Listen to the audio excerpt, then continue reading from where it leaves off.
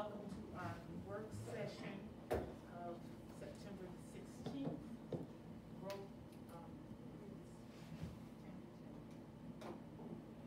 Good evening. Visitors are always welcome at our board meetings so that the meeting may proceed uninterrupted. Please silence all electronic devices. Thank you. Thank you. Roll call, please. Mrs. Boynton? Here. Mr. Kennedy? Here. Mrs. Patterson? Present. Mr. Stevens? Here. Mr. Tench? Here. Stand put, please.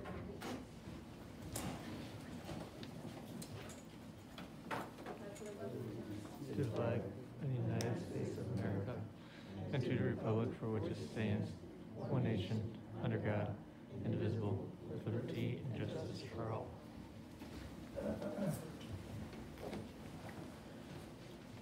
Okay, awards and presentations brought by our superintendent. Thank you, Mrs. Patterson. Good evening, board. Good evening to all of our visitors here with us. I would like to open up the night with some good news and some recognition of some of our employees. So if I may, I am going to start with our Teacher of the Year. So I'd like to read about Ms. Everhart, who's here. So if you could please just stand while I embarrass you. Thank you. All right, so Mrs.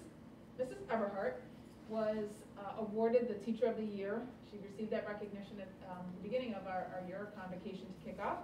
So Mrs. Everhart made the leap from kindergarten to 6th grade 4 years ago. Carla is passionate about her skills as an educator. She is firm but fair, having rules yet maintaining relationships with her students. She teaches her students to strive for excellence, to love reading, and to respect each other. Carla also can accelerate and challenge her brightest of students through her professional development experiences and innovations she pursued and mastered. Mrs. Everhart is also willing to enhance her abilities in organizing school activities at Carrollwood Intermediate, such as the Black History Program and helping with One Book, One School, and the after-school support team. She has been an integral part of the One Needs Assessment and the CCIP this year, as well as the MTSS audit. She also was a part of Dr. Johnson's Cornerstone 2 committee work. Carla is an exceptional educator that inspires and impacts all of those that she comes in contact with on a daily basis. And I would also like to add, I confirmed with Mrs. Everhart this evening, is that I am recommending her for the first ring superintendent's leadership program. So we are looking at aspiring leaders to go through that program. So she will be working with me this year on that program. So if we could give her a round of applause.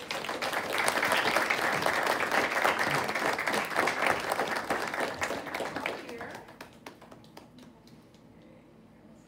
Tell us who these lovely people are. Okay, this is my son Zachary. Hi, Zachary. Nice to meet you. And this is my daughter Cameron. Hi, Cameron. Oh, Oh, wow, that's no excuse. he came Tell to your the dad. conversation. I know. We met him though. We did. We met him at conversation. Yeah. Congratulations. These are the Pleasure. Thank you. I just want to say thank you so very much. I feel so blessed and honored, and just I really love what I do.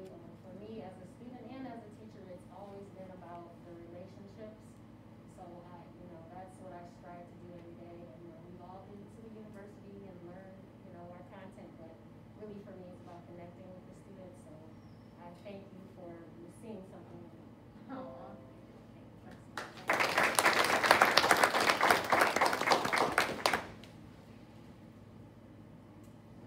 All right, congratulations again. Next we have our Rookie of the Year, and for those of you in the audience who might be wondering what that is, although we all know what a rookie is, right? This is a teacher that we've acknowledged in their first year that stands out, is performing very well in that rookie year, if you will. And so the teacher who was awarded that is Kimberly Brumigan. So Kimberly, if you could stand. And I'm going to read what we have about Kimberly, and this again comes from her colleagues and peers. When I think of a team player at Central Primary School, Kimberly Brumigan is one of the first people that comes to mind. She is always willing to help and does so enthusiastically. She has created beautiful displays in the atrium of Central Primary School. Mrs. Brumigan is very student-focused. Her students and families absolutely love her and trust her. She plans lessons that not only focus and target the students' needs, but also engages the students. It is sometimes forgotten that she is a rookie because of her confidence and effectiveness. Kimmy has seamlessly fit into our building. She works so hard with our students and is a great addition to our staff. She is always willing to step in and lend a hand when needed. Her love of children and education is seen on a daily basis. She has no problem dropping what she was doing on Bearcat Wednesdays to help give the 3rd grade air test to a group of 3rd graders. And that is just one example of her dedication. So congratulations to you.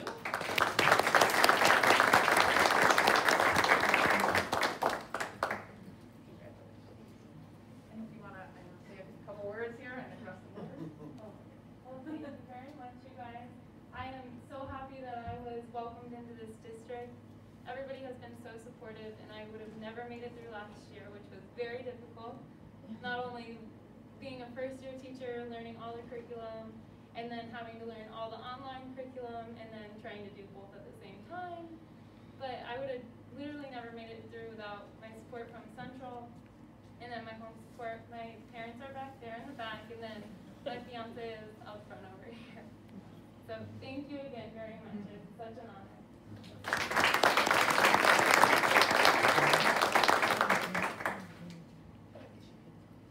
Last, we have Eli Connor, who is our Employee of the Year. And again, this is where we recognize our classified staff, who are also an integral part of our district and who make a difference every day. So I'm going to read some remarks that Eli's colleagues and peers and supervisors have said about him. I have observed him grow as a responsible and dedicated leader, and am proud to recommend him as Employee of the Year. He is a gentleman with a big heart and stands out among the staff as both a leader and a gentleman. Many words describe our Employee of the Year: loyal, responsible, skilled, flexible, but none better than deserving. He has been a hero during the pandemic. He has gone above and beyond to ensure the safety of both staff and students. Congratulations, Eli.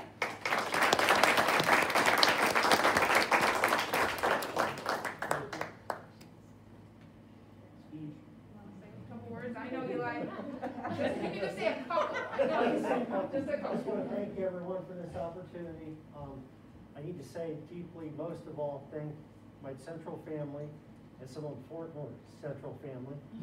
It's funny, the Teacher of the Year came from Central originally, and you're from Central. It's a year for Central.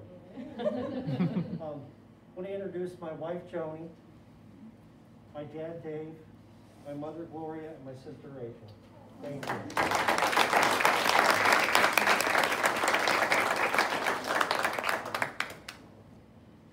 Congratulations to all of you again. I would say at this time, again, we appreciate you being here this evening.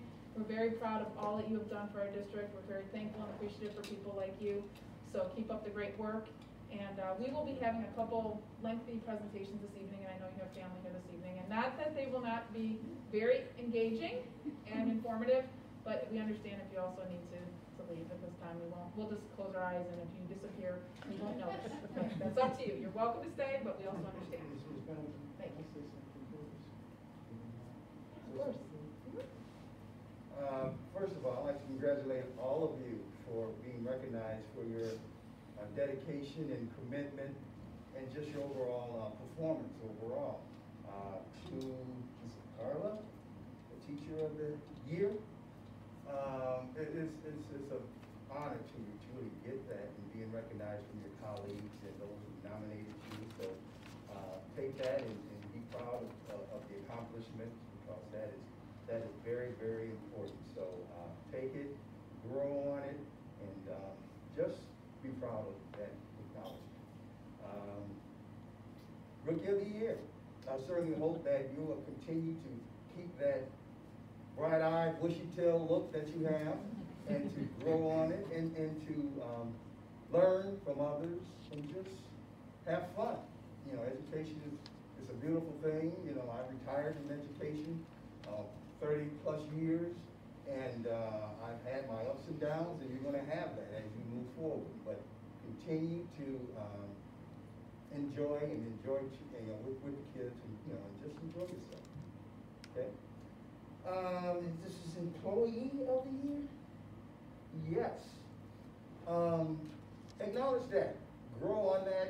It's always good to hear good things from your colleagues and to be recognized, and just enjoy that, folks have nominated you and think of you in a positive way, and think of you in the things that you have done and accomplished. And so I just wanted to say, and I wanted to say that individually to all of you, because those things are very, very important when you're in this field.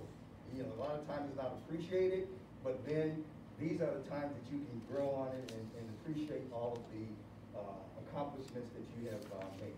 So thank you all for that. Thank you very much. I'm sorry about this. Any other board members? I just want to say congratulations to all of you. Wonderful, wonderful day to be nominated by your peers, as Mr. Stevens said. And especially Carla. So proud of you. Wanted to know how many years? Pardon? How many years have that? This is the start of my life. Oh, that's wonderful. That's wonderful. I've been knowing Carla for years. We started out together in preschool. Yeah. All right, Congratulations. Yeah, I remember. Yeah. All right, so congratulations.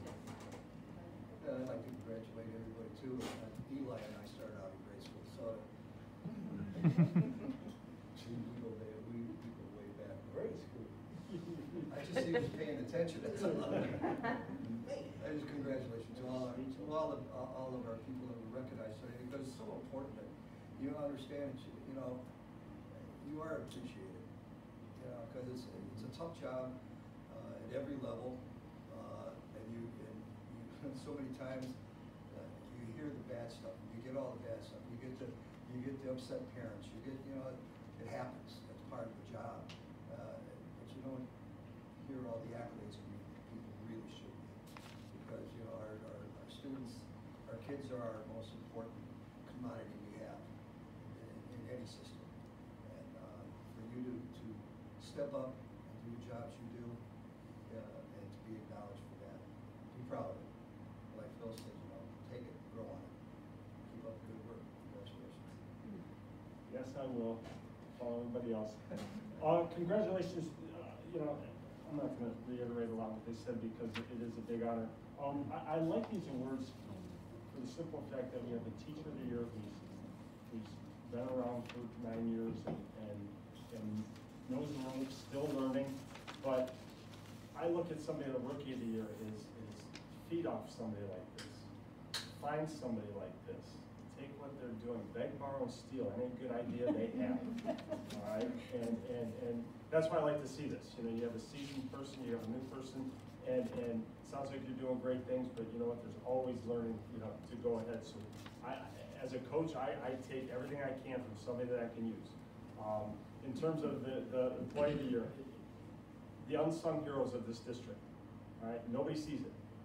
All right, everybody sees the pitcher and the quarterback. All right, but they don't see the line, and that's what you guys are. You know, you're behind the scenes getting everything done for this district, which always looks great. Everything's always, you know, up to shape. You do your best with what you have, and so we do appreciate that. Don't ever think that goes unnoticed by any of us. But congratulations to all of you, and just keep up the good work. And I'll just add ditto, ditto, ditto, but I would like to say thank you for all that you do for our children. I know last year was a difficult year. Hopefully, it's going to be a better year this year, but just thank you and congratulations. Okay, curriculum updates. Now you can leave. Now you can leave. Yes, thank you, Mr. Chair. So this evening, we have an update from our curriculum department. Here this evening is Mrs. Willis, Willis Willis.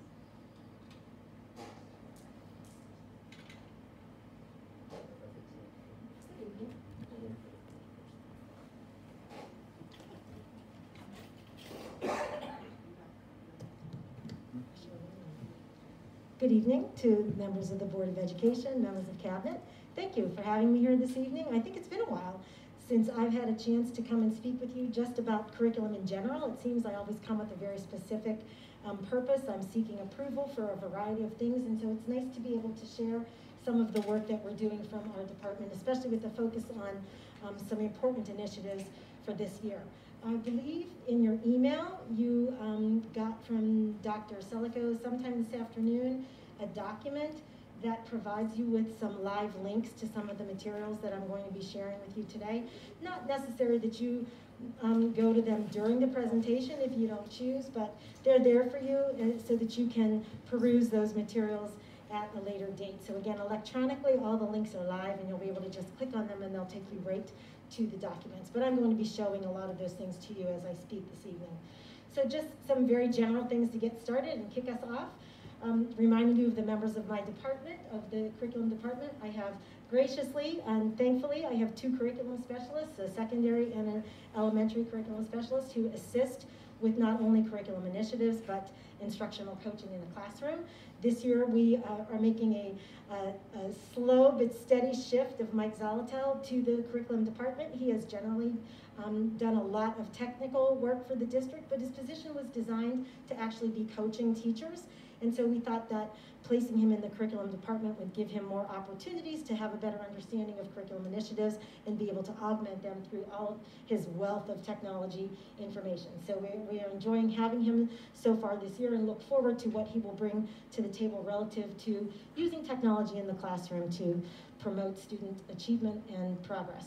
And I also remind you that our gifted coordinator, Marianne Root, she's a part-time teacher, but also part-time gifted, and she reports to me, so I assist and oversee the work that she does in identifying our gifted students and seeing that services are provided to them, as well as training teachers so that they are qualified to teach the gifted students. Last year, as part of our DLT work that we did, Dr. Johnson asked me to make sure that I had a written curriculum mission and vision that aligned to the district mission and vision. So you would find these on my webpage as well, but I just wanted to remind you of what that mission and vision actually are. Some responsibilities, you know, the list could probably go on, but I did want to highlight some of the major things that come out of my office. The first 3 you're probably very familiar with, the frameworks that I bring to you every fall that guide the instructional teaching in our classrooms, resource adoption that comes to you a couple of times a year, and of course you hear regularly about the professional development. You're going to hear this evening a little bit about instructional framework, not a ton, but a little. I only have 20 minutes, so I can't share everything, but I will try to touch on those frameworks. Testing and assessment is back in the curriculum department, so the specialists and myself are overseeing the assessment process in the district. Extended day programming falls under my privy. That would involve any tutoring programs that are an extension of the day. Alternative education, which has generally been our Twilight and our Compass program at the high school, but as you know, this year we added a K to, I guess it would be 6, right, where it's really new, a K to 6 e-school option, and then of course our 7th through 12th graders are still participating in the Compass program. So the design of that e-school has also been derived through the collaboration of many people associated with the curriculum department. The library and media specialists are also part of my coordination. This year we're going to take a lot of time to integrate the library and media specialists into our curriculum. We're going to take a look at some STEM-related things that we can bring to those environments, as well as working with the intermediate librarian to assist teachers with literacy and technology standards. So we did a summer study. I think you saw that work approved back in May. So we're excited to have the librarians, the media specialists, actually be a part of the curriculum work that we do in the district. Career tech coordination is still falling under curriculum. We do have a supervisor for our consortium, but there are district-related things that need to happen, and so those are filtered through my office, and as I mentioned, the gifted. And so tonight, I'm going to focus on 3 large initiatives that come from my department. Dr. Selico has asked me to take some time to explain to you the Literacy Teaching and Learning Initiative. It is a K-12 initiative. It's been growing legs over the past couple of years, and we'll talk later about why that is. So it'll be a major part of the presentation this evening. Then I'm going to touch on early warning indicators that we're working on in grades 6 through 12, and then finally, the professional development focus that the district has this year. So let's talk literacy. What's changing in literacy? Well, probably the teachers would say, everything's changing, but it's not really. We're just, I think, kind of refocusing. So let's talk a little bit about what that means. So who's involved? Actually, it's all teachers. We have spent a lot of time over the past 2 years helping teachers to understand that the teaching of reading does not only belong in the English and reading classroom, but it belongs across all classrooms. All teachers are asking students to read, write, listen, and speak every day. All teachers play a role in developing that skill. and enhancing students' desire to want to read and to giving them opportunities so that they are reading to learn. So we're in the process of getting some buy-in with that. Actually, it's been surprisingly, we thought maybe that would be a tougher battle, but it hasn't been. We have gotten a lot of buy-in from teachers, and we will continue to move forward with that sort of mantra. What are we changing? We're changing our strategies, we're changing our resources, we're changing up our interventions, and I'll talk a little bit more later about why and how we're doing that. Again, it's happening in all classrooms, it's happening now, it will continue to happen. This is an ongoing initiative. As we talk to other districts who have tried to make some large changes in their literacy instruction, they tell us it's a 3 to 5 year process. We think we're in year 2, and so we have a couple more years to go, but we're very proud of the progress we've made so far, and I'm excited to share it with you this evening. Why are we doing this? There's been a resurfacing. I'm not sure if you read educational jargon as much as I do or pay attention to the media, but you've probably heard not only at the state level, but at the national level, that there's kind of been a resurgence of some very old research about how kids learn to read. We've gone through lots of phases as an educational institution. We've had whole language, we've had just independent reading, we've had students who are just learning through the independent reading that they do. And what we are looking at now is really how the brain assists a child to read. So when students are listening to sounds and then associating a sound with a symbol on a page and then trying to develop meaning from all of those symbols, there's a science behind that, and certain parts of your brain are responsible for many of those different factions. And in the end, to get what you see on the far right-hand side of the screen, a reading comprehender, you need 2 components, and it's a math equation, right?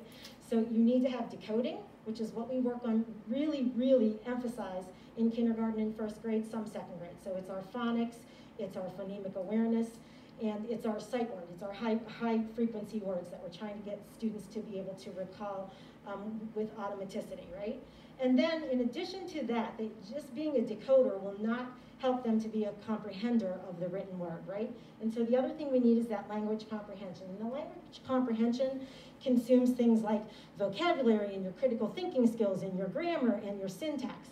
And as I said, it's a math equation.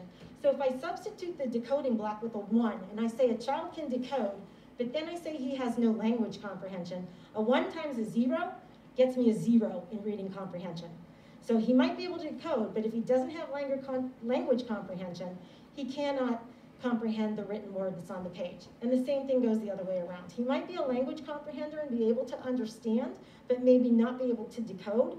And if he can't do one or the other, we'll have 0 in the reading comprehension end. And so this piece of research, this Scarborough's reading rope, it's a really nice graphic, right? I love it. But what it does is break down for you those skills. What's involved in decoding, which I already talked about, what's involved in language comprehension, and this idea that those things intertwine, and that they start, kids are at varied levels, but our goal is to intertwine those skills and tighten it, so that in the end we get a reading comprehender. And what we're really looking for, so oftentimes, right, we talk about, so what's the goal of reading? Well, you need kids to understand the text. That's really not the goal, right?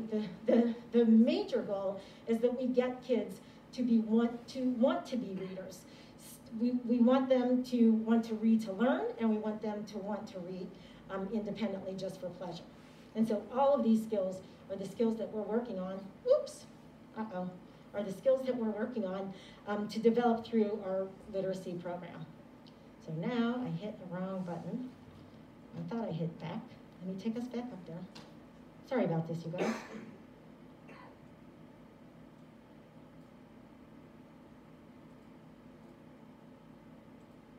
There we go. There we go. So how are we doing all of this work? Because as you can see, that's a lot, right? We have a lot of skills. We're talking about students K to 12. So how are we accomplishing this work? It's actually thanks to the literacy grants that we have received and the title funds that we have received. And so I wanted to remind you of the literacy dollars we have acquired in the district. We started with the Striving Readers Grant a few years back. That money ran out, and we moved forward with the Comprehensive State Literacy Grant.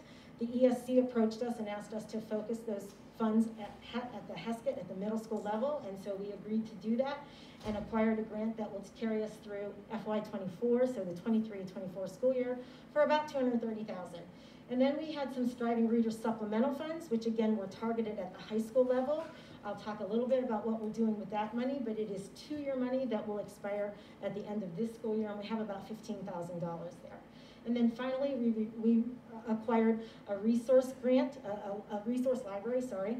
And again, I'll talk further on in the presentation about that. It's a 2-year grant at a value of about $10,000. So we have about $255,000 that will help us over the course of the next 3 years to get our students to the reading level that we are hoping for. So I'm going to start talking to you by beginning with Heskett, because that's actually been the jumping off point for all of the work that we've done. Due to the grants that we've been involved in, we've had hours and hours of professional development, consultation, coaching, to help us to figure out exactly how we take that science of reading research and put that into play in the classroom. And at the adolescent level, there are, of course, some challenges to that. But this grant has really been, it's really been quite amazing. I would never have called myself a literacy expert before, but I feel like I'm getting smarter and smarter about it as we go through the grant. And so again, linked on your handout is the link to Heskett's literacy plan. You'll see this is a requirement that we have to do for the grant, but we have quite a comprehensive document. We really do use this document to guide our work. It's about 50 pages long. And what you'll see there is a beginning of the research and how we landed on the goals that we set. There's a data profile in there that we keep updated every year. So we gather all kinds of data, show the trends in that data. No matter what the assessment is, you'll see it reported out. And then we've established 5 goals that you see on this page, and I'm going to reference in one of my next slides. Then each of those goals is elaborated with a very detailed action plan. And we had a meeting today, and the ESC was kind of impressed because we are really living by this plan. When they said to us, did you make any changes in your plan? Nope, we're just following the plan as we designed it. And again, very impressed that we're holding ourselves to the standards that we set through this grant. And then at the end, you will see some other implementation and sustainability plan. So when the money is gone, how will we continue this work? And so that might be an interesting read for you if you want to read 45 pages about what Heskett intends to do to improve their literacy. I'm going to give you an overview of those 5 goals. The first one is this culture of literacy. There is an issue, right, just nationwide, where kids are not reading a lot, don't want to read. It's not their favorite pastime. And so one of the things we're emphasizing at Heskett is just establishing this culture where kids want to read. So this is kind of a fun goal. We're trying to come up with activities that will get kids engaged in the print. But in addition to that, we're also emphasizing with teachers kind of this mantra that you see under goal 2, reading, writing, listening, and speaking every day. We're asking our classroom teachers, no matter what subject you're teaching, to make sure that those things are happening in your classroom. At least one of those things happening every day. Kids actively reading, writing, listening, and speaking. We have a tendency when the text is difficult, and this kind of falls over into goal 2 there, when the text is difficult in a science or social studies classroom, what we tend to do is say, oh, forget it, I'll just read it for them. It's too difficult. I need to get through it. I don't have time for them to struggle with the text. I'm just going to read it to them. Or I'm going to turn on an audio, and I'm going to let them read along. And so what we are trying to do is encourage teachers to allow kids to struggle with difficult text.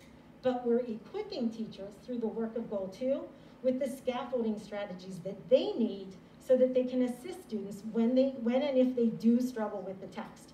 So a math teacher, a science teacher, a social studies teacher will say, I'm not a reading teacher. I don't know how to help kids when they can't read.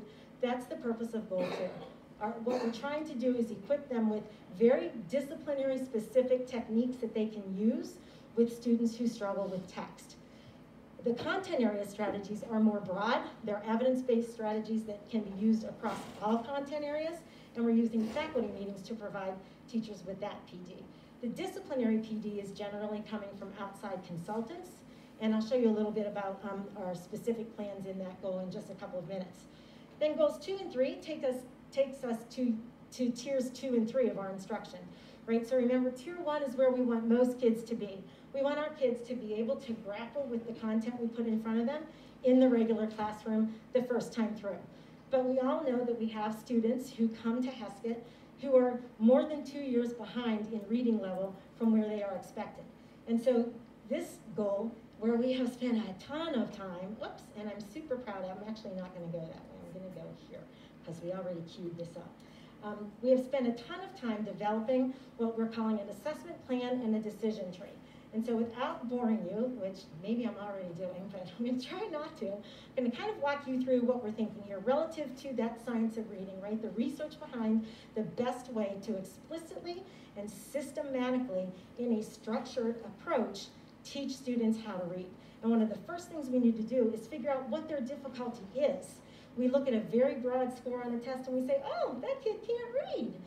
And we pull up some strategies, some things we had in our toolkit, some strategies we tried before. Might not necessarily be exactly what that child needs, but it's an intervention. What this process is asking us to do is to be much more explicit about how we intervene with students. This will be the work that we do to help fill the gaps that our students are coming to school with this year and in any future years. So we'll begin with the universal screener. I'm going to try to run you through this pretty quickly. But we begin with the screener. If they're on grade level, they're okay, just in our regular Tier 1 curriculum. We don't have to do anything particular with them. They're just going to get our solid evidence-based curriculum. If they're not where they need to be, we're going to continue to probe. We're going to work them backwards through the skill development hierarchy to make students good readers. So we're working backwards or from the bottom up of that Scarborough's rope that I showed you earlier in the presentation. So the next thing we're going to do is dig a little bit further into their comprehension. We're going to give them an additional assessment. If they're on grade level, again, we're not too worried about them, right? So this time they took a test, not so good. Now we retest their comprehension. They come out okay. So we don't have severe concerns about that student, but we are going to use some of these evidence-based programs that are in purple over here to provide those students with some additional instruction to just fill the small gap that must be there and hopefully allow them to score higher on the universal screener the next time. So you see here the Read 180, the iReady, all of the purple programs, again, are evidence-based. We've talked with consultants, we've read the research, we've vetted a lot of programs, and as a committee at Heskett, these are the evidence-based interventions that we have selected that correlate to a specific reading deficit that they have. All right, so now let's go back to the assessment. I start with my universal screener, results not so good. So I give them the maze test, results not so good. I'm gonna keep testing now. So now I'm going to run the students through an oral reading assessment. If their oral reading assessment is on grade level, now I know their problem is here. They're just having a problem with straight up comprehension. Most children don't have a problem with just straight up comprehension. Their problems go way deeper than just being able to comprehend the text. It's usually more about the decoding and the association of sounds with print on the page. And so the student who does all right on the oral reading fluency, we're gonna work with him on reading comprehension skills. And you see here we've selected a program called Rewards. Rewards, we spent a lot of time in professional development last year with a researcher named Anita Archer. She has a very explicit routine that she recommends using with lots of evidence and research behind it. If you Googled it, you would read all about her research. She's being hailed at the national level as well as the state level. And Rewards is a comprehension program that is designed specifically to help students in grades 4 and above who have comprehension deficits. If we give them the oral reading and they're not where they need to be there, we still have to dig further. We still don't know what the issue is. So we're going to move them to a phonics assessment. Once we give the phonics assessment, and again, let me remind you, we're using dibbles and these are 1 minute. So I don't want you to get this vision that we're testing kids for hours. We're really not. The universal screener takes the longest. Each of these other assessments that you see in the boxes on the left-hand side are 1 minute probes that allow us to get a read from students. Again, coming from the University of Oregon with a lot of research and evidence behind them. They've been used for years, and we have adopted them this year for use as a result of this literacy work. So I'm giving them the decoding survey. If they're on grade level, again, I go backwards in the chart. I go this way. That tells me that these students have a fluency issue. They know how to decode. They know how to sound out a word, but they just can't read fluently and comprehend what they're reading. And so I'm going to work specifically on fluency with those students. Again, with an evidence-based program that you see in purple here, you see them at tiers 2 and 3. If I give them the decoding survey, and remember we're in 6th, 7th, and 8th grade, and they still don't do well, so they can't say at, reads as cat, I have to now probe even further. and I'm going to give them a phonological awareness assessment. We're hoping, right, so remember, this is our first time through this at Heskett. We're hoping not to find very many kids that we have to give this assessment to, because this is a kindergarten and first grade skill. And so we don't want to find a lot of 6th, 7th, and 8th graders who need help with phonological awareness. These are students, again, who are trying to associate a particular sound with a letter. They're blending, they're counting syllables, very, very foundational skills. We'll give this assessment. If the students do all right on the phonological awareness assessment, then we know their work is, again, in the block before that. The work needs to happen around phonics. And so again, we have another Anita Archer program here in our Tier 2, phonics for reading.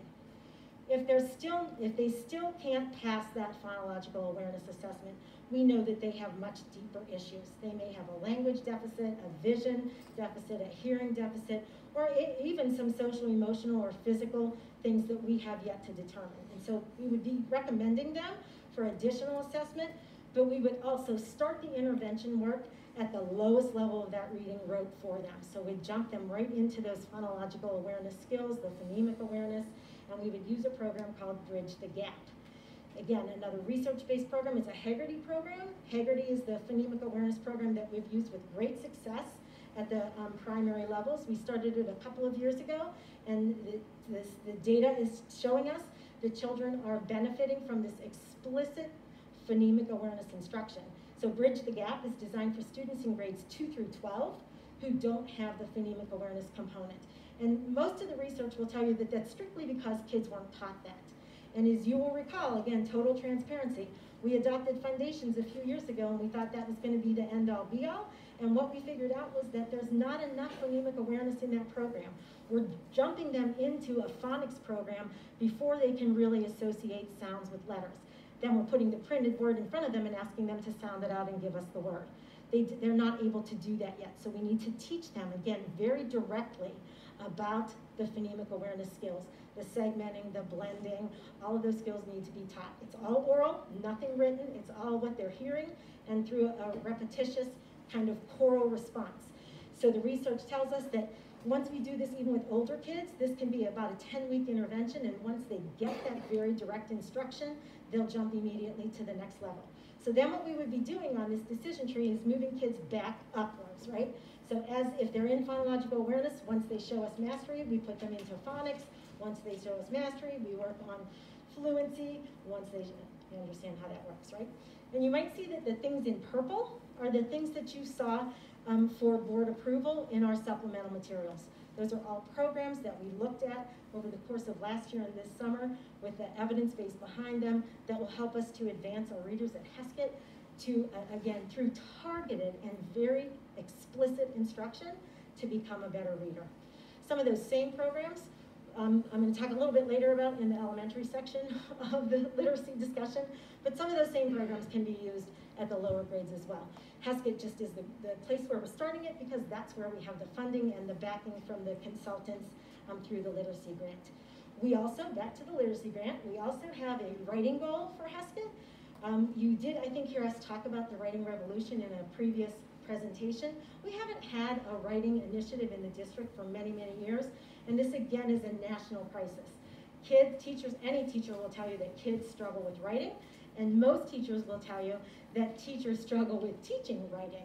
And so this program, again, is very systematic, it's very explicit, and it actually starts students, all students, at the sentence level. So jumping students right to, let's write 3 paragraphs. Again, the research is telling us is not effective. The foundational part of writing begins at the sentence level, and so they start at the sentence level and expand the sentence until they can get to the point where they are writing multi-sentence excerpts. The last goal is around leadership and learning, and I think I've talked about that a lot already. It's all about the professional development we're providing so that teachers can become literacy leaders. So these are just screenshots so that you can see we actually do have a plan for how all of these goals will be carried out.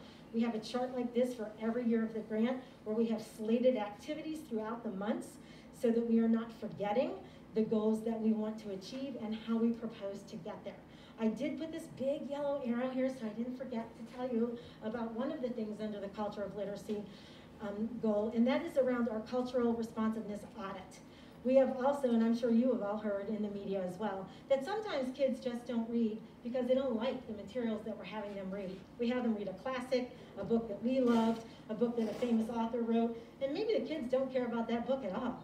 And so what we're going to do is again, walk through a very succinct process to audit the materials that we have in our curriculum and in our classroom libraries and in our school libraries, so that we are sure to be putting in front of students materials that allow for windows and doors in their lives.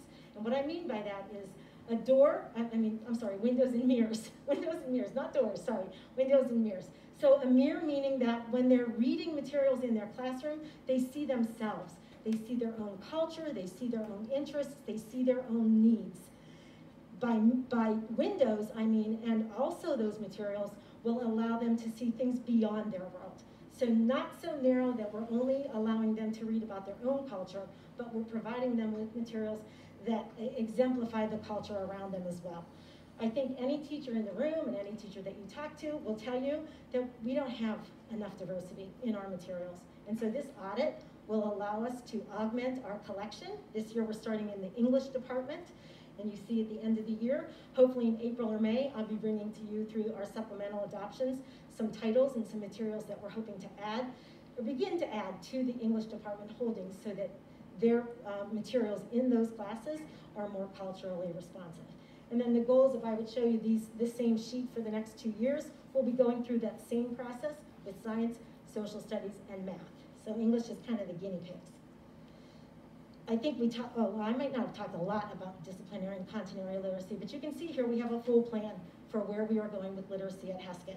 So this year our emphasis is on science and social studies, teaching those teachers, how do I embed literacy in my classroom so that kids actually can read, write, speak, and listen every day. Because it's just like riding a bike or swimming. If I don't throw them in the pool or put them on a bike, they're not going to learn how to do those things. If I don't force them to read, they're not going to become better readers. And so again, encouraging all teachers to have those practices in their classrooms. This goal we just talked a lot about. These are the decision trees, the interventions, and you see here the Title I tutors are mentioned. Those tutors have been trained on all of these programs, on the DIBELS, assessments and analyzing the data. So they're helping us through this process, and then we'll be using that intervention period to provide students with those interventions. They will not be pulled from their core content areas to get the assistance that they need. And then the writing goal, which we're not doing a ton on this year. We can't do everything in the first year, right? So this year is really about training, and you can see that illustrated on this graphic. Teachers will go through the training, and then we'll develop the rollout plan, and you'll see much more of the rollout in the 22-23 school year. So what's happening at Heskett? I think that's, high school, I think that's enough for Heskett. Let me just make sure I don't get any more cotton mouth. Am I out of time, Dr. Silicon? I am, right? That's awful.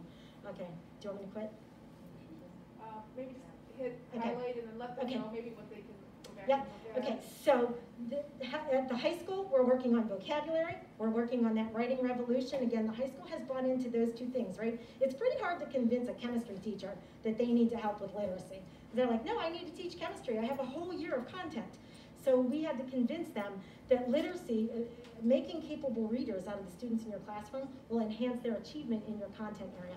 And so vocabulary and writing are two things that those teachers do on a regular basis. And so those are areas of emphasis for us at the high school. At the elementary level, a lot of this is repetitive because we're actually doing the same things, right? There's no different research at the adolescent level than the elementary. And so you see that I say, one of the things that we have said to teachers is accelerate, don't remediate, meaning we know that children are coming in. They come every year with some gaps, but this year especially they have gaps.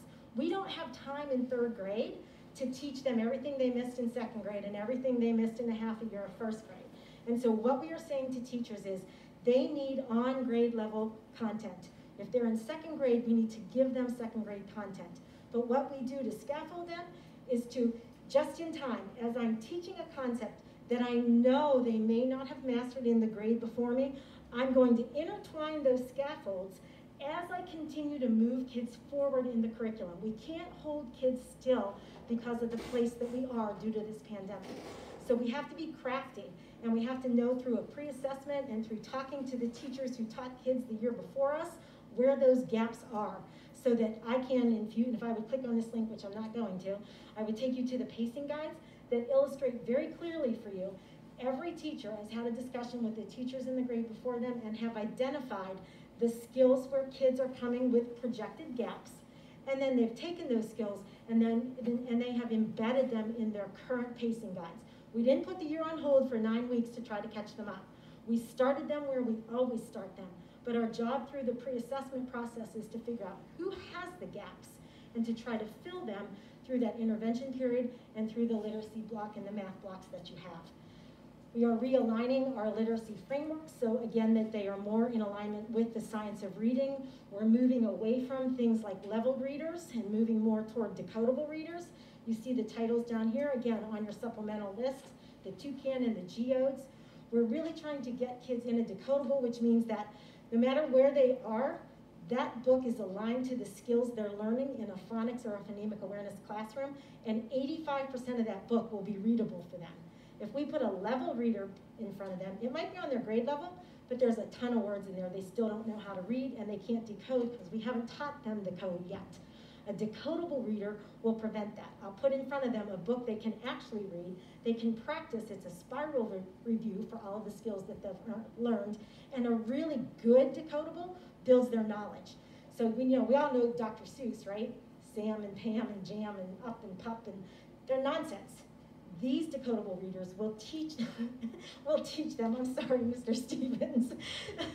These decodable readers will teach them some content and build their knowledge, build their vocabulary, and then enhance their comprehension as well. Hopefully also instill in them the desire to want to continue reading about topics that they find interesting. The early warning indicators I think you'll like hearing about. I know that you always want to know, well, what are we doing about graduation before graduation? So this early warning indicator system will allow us to do that. We're going to, at the secondary level, where dibbling and all that stuff that I just talked to you about is really not, again, what's most effective at the secondary level. These indicators that you see on the screen, achievement, attendance, and discipline, are the things that determine success for high schoolers. So we are creating a system that will allow us to overlay those 3 pieces of data. I think it's because I'm not logged in, shoot. So the template that you'll see if you click on the link on the handout that you got, what we will generate is a spreadsheet that is color-coded. So we will see if kids are red, green, or yellow in each of those 3 indicators. So if we have a child who's yellow in achievement, which means he's failing at least 1 subject, what will we do about that? And if I couple that with, and he's got a huge attendance issue, and he's got some discipline referrals, then we create some decision trees that will help us to, again, put in targeted, systematic interventions to try to help this child in the moment. We're pulling this data 5 times a year, so after 20 days of school, at the end of the 1st quarter, at the end of the 2nd quarter, at the end of the 3rd quarter, at the end of the 4th quarter. And we're starting in 7th grade, hopefully, knock on wood. Again, we're very rudimentary in this process, but I'm super excited about it. We just met today. We're looking at data platforms. We have committee members ready to go. We're studying the research. And hopefully by the end of this year, you'll see some actual decision trees where we really have some evidence-based practices to try to catch kids at the moment that their attendance or their achievement or their discipline starts to go south. And then professional development. I actually heard that my partner, Mr. Elder, is going to talk a lot about the professional development that I have on the screen. So we're emphasizing this year SEL because we can't ignore that, right? As I said to the teachers on the first day of school, if we don't engage with our students and develop relationships with them and their families, it doesn't matter, all this other stuff that I said to you tonight will have 0 impact. We have to get to the core of what kids are bringing to school with them, what trauma they may have gone through, what other social emotional skills they are lacking, and build those through our content. And the way we do that is through this universal design for learning, which you've heard a lot about, I think, in the last couple of years. We have a full-on professional development series. We spent the entire year last year giving them the theory behind UDL, and this year we're going to actually spend more time on the implementation. And what we're asking teachers to do is to, as the title says, design design universal lessons so that no matter what your child's needs are, their needs will be met in that delivery of the content in the Tier 1. I won't need to do a ton of intervening. I won't need to do a ton of reteaching, because I've developed lessons that meet the needs of those students and include all of them with equal access to the curriculum. So we're doing this through an online course this year with an expert, and we're also doing a book study. And I'm going to actually ask I'm going to share one of these books with each of you. This is the book that all teachers have. We're taking them through a book study in their faculty meetings. The study was developed through a committee of teachers and administrators last year. So feel free to enjoy this book. It's really teacher practitioner, so it's really things that teachers can do in the classroom, but you'll get the general idea. And then in this online course, if you'd like a seat, we do have extra seats. I'd be happy to enroll you in the SEL UDL course so that you can learn right along with the staff. And then just the last thing, a bunch of other things, right, that we're still doing. We're working on a strategic plan. We have OTES 2.0 coming down the pipe.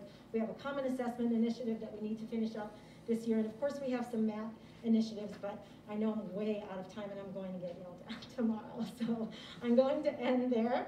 And I thank you for all of your attention. I hope that you found this informative and that you have a better understanding of some of the highlights of the work that we'll be doing this year through my office. So if you have any questions, I'd be happy to answer. I have.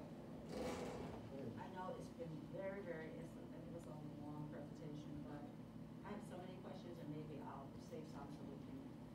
I'd love for you to make an appointment so we can talk further. We have approved a lot of resources. There's a lot going on. Mm-hmm. Who does the planning as far as the time when all of this is implemented, and how's that progress monitoring going? So remember, we're new in this process, right? A lot of this work will be just rolling out this school year. Dibbles is brand new to us this year after maybe a 10-year lag of not using Dibbles. We brought it back this year. And most all, the dibbling will be done as part of the regular classroom, as well as using our special education inclusion specialists and our title tutors. They'll be doing some dibbling. And then the interventions will happen either as a push-in, as part of their literacy block, or during their no new instruction or their WIN, which is an intervention period at the middle school. So we're trying not to disrupt their core instruction, but to provide them with what they need as an addition to the core. So we have MTSS teams are looking at data and deciding which kids will get which intervention. You know, this will be a real process. We know we still have our work cut out for us, but we do believe we have a well-aligned plan, and it's very explicit, and so we're hoping we can follow our plan and move through it. We haven't even started dibbling yet because we're still giving the screeners. So once the screeners are done, then we will begin the dibbles. Okay, as an educator, I see so much from where I am, and I was just wondering how much involvement does the principal have as far as the PD and the trainings that the teachers have experienced, because they're the ones, I guess, that's implementing most of this stuff. If the progress monitoring is taking place, what part do your team have and the administrators have? Actually, the principals will have a lot more control in what's actually happening in their buildings. My job is to make sure they have access to the training, they have all the materials they need, they have me to help them troubleshoot if they need it. But their job as the leader of the MTSS team in that building is to make sure that through the MTSS process and the OIP, the teacher-based team process, that we are looking at data, that we're studying whether kids are progressing or not, and that we're making decisions about what needs to happen next. Those written decision trees will help them to figure out what the child's placement might be, but the principal will be responsible, in not totally, right, but have a large role in what happens with that data and in monitoring the movement of students. Yeah, I was just a little concerned because it all looks good on paper. Mm-hmm. I already know that, but it looks good on paper. The implementation, the progress monitoring, who's doing it? Are your administrators trained just like the teachers, because the teachers have to have someone to go to? Mm-hmm. All the administrators have gone through the training. They've all had Dibbles training seats and seats at the table when we're giving the training on the programs. They've all had the training. And you mentioned several resources, Mm-hmm. and I didn't hear letters. Are you doing that? Oh, yeah, I think it's on one of the slides. Good, that's a good catch. Yes, we have our, all of our K and 1 teachers currently are involved in letters training and our title tutors. Again, we want to get our 2nd grade teachers involved as well because it's really a K2 initiative. It's just a lot of subbing, and so we kind of have to do it in chunks, and we're kind of at the mercy of the ODE and when they offer us seats in the training. But our intent is to have K-2 trained in letters by the end of this school year. Yeah, I know you started at Haskell because I guess that's where the greatest need was, but it's even a bigger need in K1 too. Yeah, So actually, I'm just, go ahead. a second.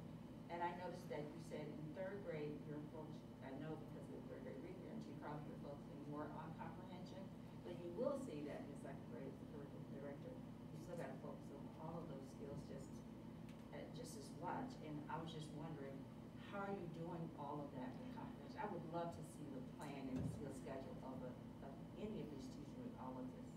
So, And I see you have a mock one in here. So the 20 you mean minutes the here, 10 minutes here, 15 minutes here. Just yeah. So in our framework for literacy, we do have a structured literacy block that gives them some guidelines for the emphasis that they need to put on certain skills within that reading skill articulation, right? And if you look at them at the primary levels, we're really hitting those foundational skills. There's very little comprehension in K and 1 because they're not yet reading. Most of their comprehension's oral, right? But as you move up through those literacy frameworks, you'll see more minutes moving over into the comprehension and less minutes in the foundational skills. And again, thanks to you guys and your approval for how we use some of that ESSER money, we've brought all these title teachers in who are then responsible for filling the gaps. So if I have a 4th grader that still needs that foundational work, I'm really not doing foundational work in my core, but my title tutor is going to fill that gap during that intervention period and provide that student with the phonics that they need. do you have a tutor for each grade level? We have, I think it's basically, actually it's not a 1-to-1. Sometimes we have 1.5 at a grade level. So a building, like the primary buildings have 4 tutors and they have 3 grade levels. So the principals have assigned tutors to specific classrooms and teachers and cohorts of kids. We have a tough next 2 years. Yes, we do. And we have to teach everybody how to read. And I just think the progress monitoring is so important. We have the resources, we have the people, because we've improved a lot of staffing for this to happen. I am very, very curious to see the progress monitoring that takes place with all of this. I want you to keep asking us that so that you hold us to that. I most certainly will, because it's so important. We're gonna lose a lot of children because of whatever reason. But if they're 6th, 7th, 8th graders and they can't read, it didn't happen because of the pandemic. It was something that we did not do and did not have in place. We have all these things in place. I look forward to seeing and hearing from the progress monitoring, even visiting the classroom to see a schedule and who's doing and how much push-in we actually have instead of pull-out. I'm not big on pull-outs, I believe in push-in. It's not our intent. It's really not part of our plan right now. The intent is that they'll push in. Yes. And the pull-out isn't really pull-out, right? Because everybody has an intervention period. Some kids will be with a title tutor getting a gap filled, and some students who are where they need to be will be getting enrichment with another teacher. You will see, Felice, that you will see that the number is greater for the children that need the foundation skills. I mean, I just went through it, and I'm just telling you, Yeah. it's like the percentage is so high. Yeah, I know. It just has to be a solid plan. Love your presentation. Love what we have done as a Board of Education. Just want to see it work and make sure the progress monitor is happening so we can meet the needs of our children at every grade level. We should not have children in 6th and 7th grade who cannot read and doing kindergarten work. And I know from that math test, from the OST, I looked at it, it's pitiful. We got a lot of work to do, and I just hope everybody's on board. Every hand's on deck now. Thank you. Thank you. I just want to clarify for you, the reason we started at Haskett is because that's where we got the grant from the state. Yeah, I heard So that. that's- I was curious about why the grant probably wasn't at early grade. I Because mean- if we start at kindergarten, then we won't see this again in 6th and 7th and 8th grade. Just curious, no, I wrote that down, is where you had the grant. Just Okay. curious why the grant was there, why did we decide to focus there? That's okay, I don't know Okay. the answer to that question, I was just, wrote that down for me. Okay. Mr. Stevens? Thank you, Ms. Willis, for the presentation. You had mentioned, when I just jotted down a few things while you were presenting, and you did answer a few things I had written down. You talked about the culture of the material that being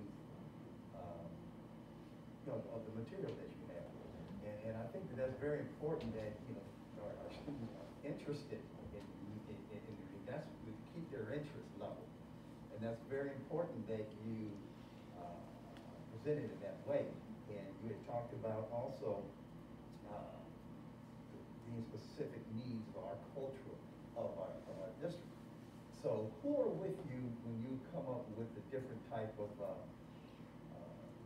reading material? Do you have a team that you have? And I hope that it was the teachers and whoever else, but elaborate a little bit with that, on how you select the material. Yes, teachers, and it's by volunteer, right? I send out the call, we'll be adopting materials for such and such. Teachers sign up, or principals make recommendations, or sometimes I go and knock on the door and say, please be a part of the team if I need specific grade level representation at the table. And then we have a rubric that we use with a series of questions on it. We rate all of the materials we look at. Then the materials go back so that all teachers can take a look at those materials before we adopt them. And principals are asked to put the materials on display so that members of the community who visit the building can also view the materials. They're usually on display in the lobby of the building with a small little evaluation sheet that allows visitors to give us input on the programs that we're considering for adoption. And then it's sort of consensus from there. Once we narrow it down to usually a final 2, we might hear from a publisher one more time, and then we make a decision. So we have lots of things that we're looking at though when we select them. I'd be happy to share a rubric with you, but we do know, Mr. Stevens, as I said in this presentation, that most of those published materials they're probably not culturally responsive most of the time either, which is why we need to augment our classroom holdies and supplement with those materials that will allow kids to have material that's interesting to them and that they can relate to.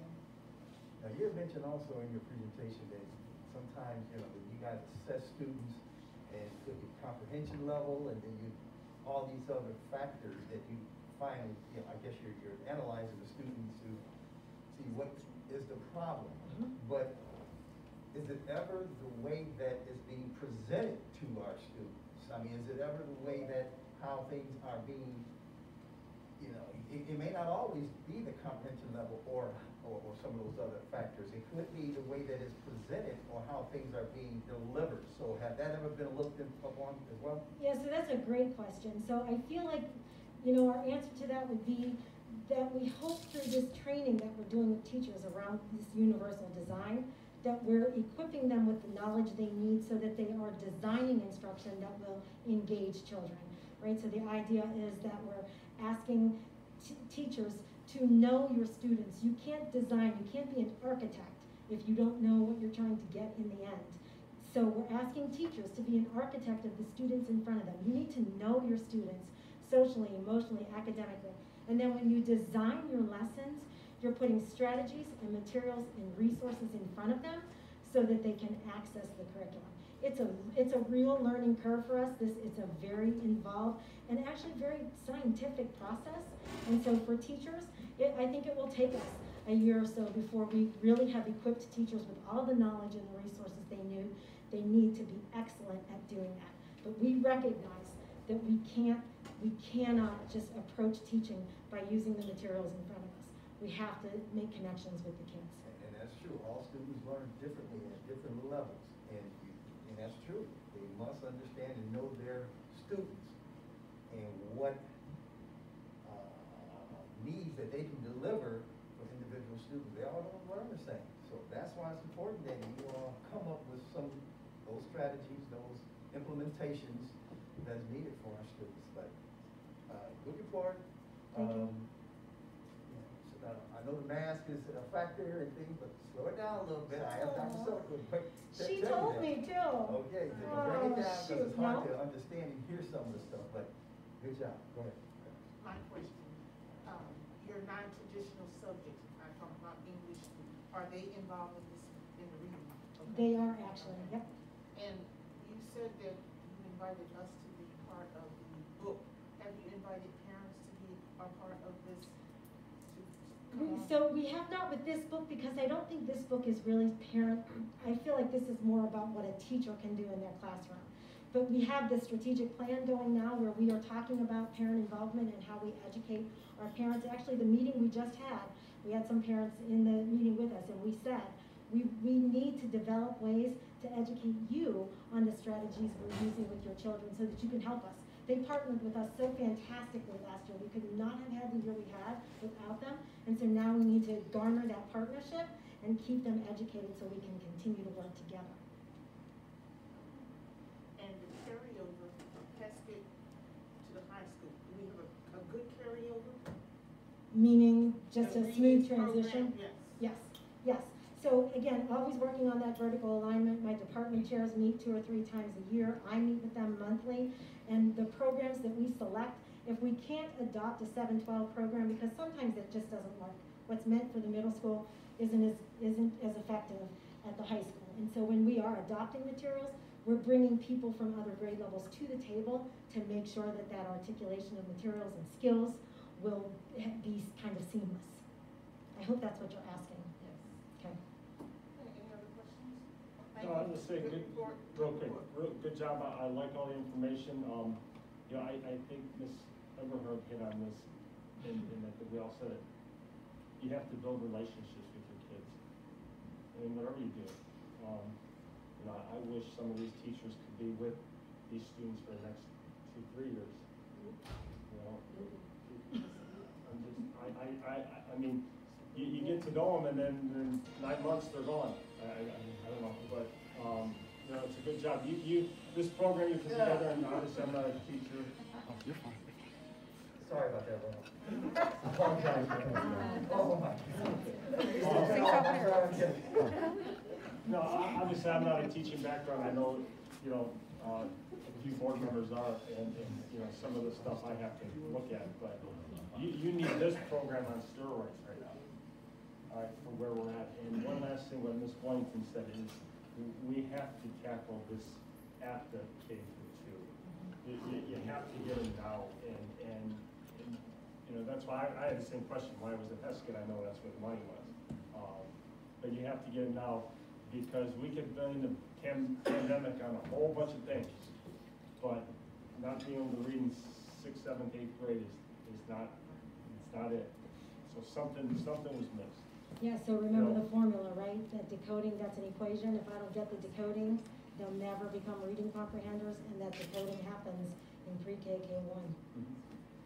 So thank you. Thank you. Just one question, please. This is a very expensive program. I'm sorry. At the present time, do we have staffing to cover all?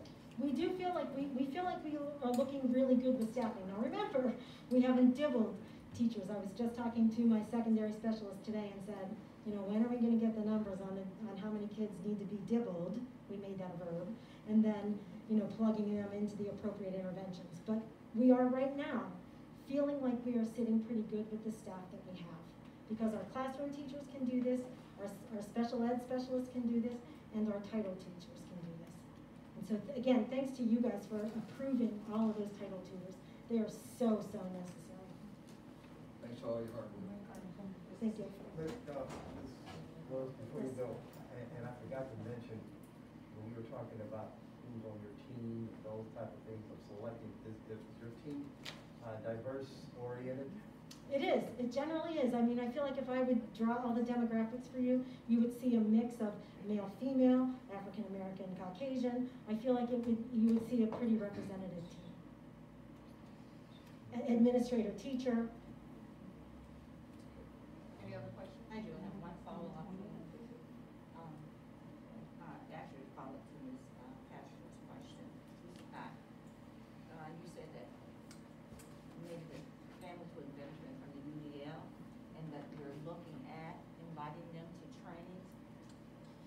Do you have any in mind, and how are you going to go about that? You don't have any in mind? We don't have any. Can I just no say plans something? yet. Do you want to join my strategic plan committee? I could, Okay. if I actually find the time, but I do think that letters would be an excellent training for the families. Wow. Because when your families, when you, a 6th grader, and they don't know how to read, and you're trying to tell them, and of course they're not interested because they're at that level now, they don't want to learn decoding and all of that. If we have a family member, because sometimes our families really don't know the process, and because that's not what they do. So if you take them step by step and see the importance of doing this, maybe they can sell it better to the children. But I really think the letters training would be important because it goes with the science of reading. Absolutely. The science of reading is important, and families really don't know that. Families, I should say they don't know it, they may not know the importance of it, and especially with your kindergarten, usually we may see families say, oh, they're learning in kindergarten, but you start there and see what kindergarten is going to look like. And so I think, I mean, we have the funds. We want the support of the community and our families. Let's do it now, because you're gonna need, we all gonna need all the help that we can get, and we need our families involved. Our families really need to know. So I would like to help you with that. That's great. Actually, now that you said that, I was thinking Dr. Johnson's not here this evening, but she has a relationship with Dr. Robick, who is leading our teachers through the letters training from Walsh University, and she actually just mentioned to him, can you help us do something with parents? So, you know, modifying a little bit that letter so it's not so technical for parents, but giving them what they need. So she, actually, Dr. Johnson started that conversation just last week. Great minds. All right, thank you very much. Thank you. Dr. Sanford? Thank you, Ms. Willis. Just one side note, oh, yes, if people would like to exit, please, feel free. We are not, you guys have homework tonight, so you better get going. Exactly. Okay, take care. Thank you. He did give it to you, though.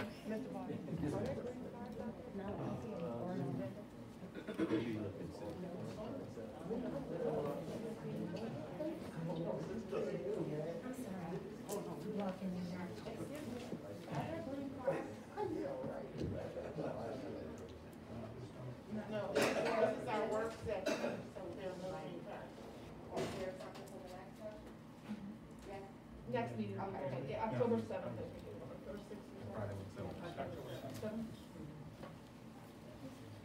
Thank you, thanks again, Mrs. Willis, thank you, Mr. Stevens. Isn't there a regular meeting tonight? No, this is a work session.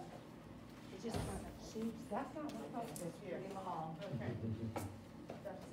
Yes, thank you. The only comment I was gonna make, the comments regarding curriculum, and one of the credits I want to give to the Board of Education is the approval of preschool. It is making such a difference. So we keep saying kindergarten, but we really know it starts before preschool, or kindergarten, which is preschool and even before. So I've been in those classrooms quite a bit and watching it happen, and it's been really, really great. So Board, I think you're gonna see that investment pay off as the kids, as they progress through their grades. So with that, Mr. Elder, are you all set, ready to go? We're gonna hear about social emotional learning this evening with Mr. Elder and his team, I believe. Thank you. Good evening, Board, and everybody here. Thank you for the opportunity to talk a little bit about our social emotional learning plan and the initiatives that we are doing with the expansion of our social emotional learning team. I want to make sure that I gave you just a copy of the presentation.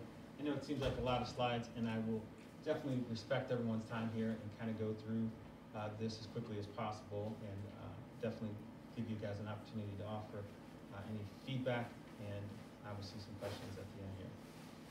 So today's, I want to talk about really 3 areas. I want to focus on what is SEL, why, our why, and quite honestly, Mr. Stevens, you were kind of the inspiration for that part there. You asked at one time in the board meeting to know your why. So we're going to talk a little bit about that, and then we're going to follow up with the how. And at the end, the SEL team has been talking quite a lot about what are the next steps. And they have kind of a wish list. We just have some things that, moving forward, what we actually need.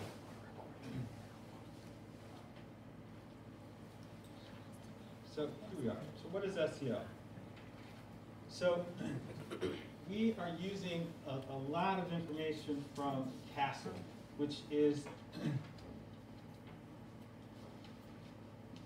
one area of social emotional learning that's identified is what we're looking at here is, sorry, excuse me, just read my notes. So I'm not going to read this to you, but essentially, the way we see social emotional learning is everybody has a feeling, everybody has a thought, everybody has those feelings and thoughts that connect.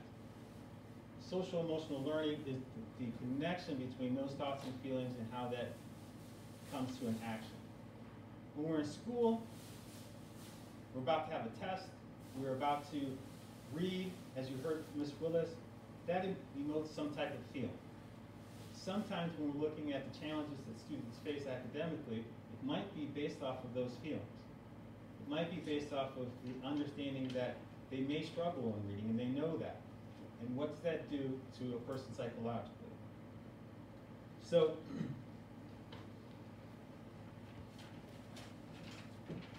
our 4 key points in our SEL and updating our SEL is looking at a commitment to excellence and equity, to emphasize identity, agency, and belonging. We want to make sure that we highlight areas and places where SEL can be promoted. We want to infuse SEL into the curriculum and instruction. Make sure that it is also part of what we're doing with our discipline, and provide support for our students and our staff. We want to also make sure that we have a reflection of goals that promote an ongoing assessment of what we're doing. So in order for us to really dig into SEL, we need to be looking at what we're doing and how we are doing it with our students on a day-to-day basis. So the next area is why SEL. Sorry about that. So, guys, we all know this is very familiar. This is the Bedford School way. A couple years ago, we adopted a tagline, mission statement, vision statement, and a set of core values. As an SEL team, we have taken these core values as part of what we need to be doing. This is our why.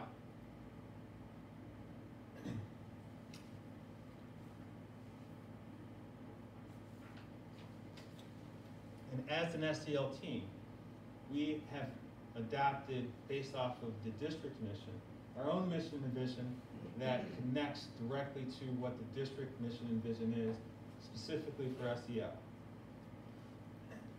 And I want to just highlight a few parts of this.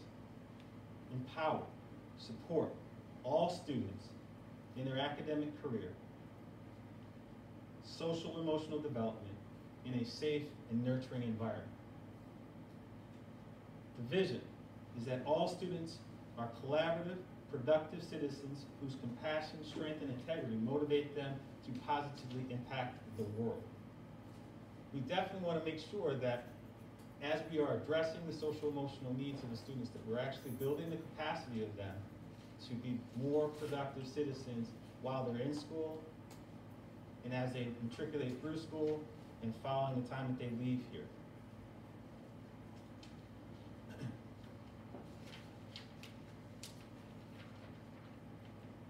So the way SEL works is to identify and utilize strategies, interventions, and approaches to develop the whole student, with the idea that supporting the whole student increases the likelihood of that student building the necessary skills to enhance connections in school, at home, and in the community. There is evidence that supports that when students have strong connections in and out of school, it benefits that individual and results in such outcomes as academic achievement, growth and maturity, and overall success. As you can see, this directly connects with the same elements of the district-wide as outlined in the tagline, mission, and vision statement, and the core values. With our staff, the belief is that SEL is everywhere. When I've had meetings with my SEL team, they say, you cannot have academics without SEL. Ideally, if you think about the development of curriculum, it tends to start with child development or some type of psychological assessment of where students are. So it meets the grade level. If you're talking about the science of reading, there's social science involved in that. So understanding from a staff perspective where SEL fits into the academics is definitely important. It determines how we show up in school, how we teach, what we learn and when we learn it. Social emotional learning does not stop just because we become adults. There's research that suggests that SEL links to positive adult outcomes such as developing connections with students, parents, and the community. Improving our instructional skills will lead to the ability to engage each and every student. And of course, that should also lead to increasing our academic output. Ignoring adult SEL also has similar effects to ignoring student social emotional learning. So as a district, we have to be respectful and mindful that the development of supportive connections with our adult friends is just as important as with our students. The community, as you see here in a board meeting, you often are connected to the community. We know that schools are part of the community, and the community is part of our schools. And the mission is that students develop into the productive, contributing members to the communities in which they come from. The adage of the village really does fit here. So our students benefit from our connections with the communities, and while at the same time growing into being contributing members of that same community.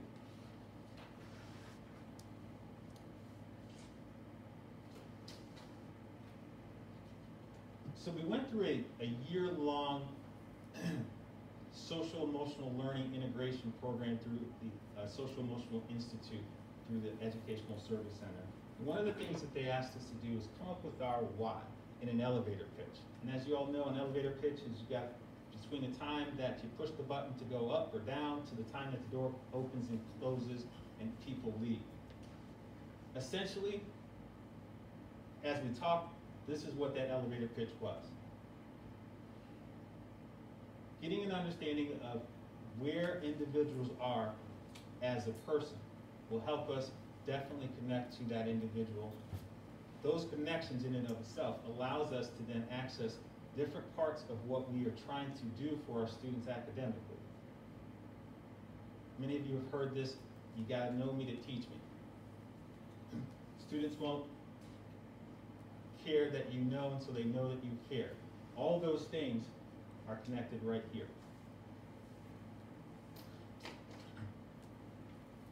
So for us, this castle wheel connects all of that. Communities, families and caregivers, schools and classrooms. And it outlines 10 indicators of positive school-wide social emotional learning programs. These indicators show evidence of high-quality implementation and focus. If you're doing these things well, meaning if you're doing these things well, that you should see strong social emotional learning and academic growth.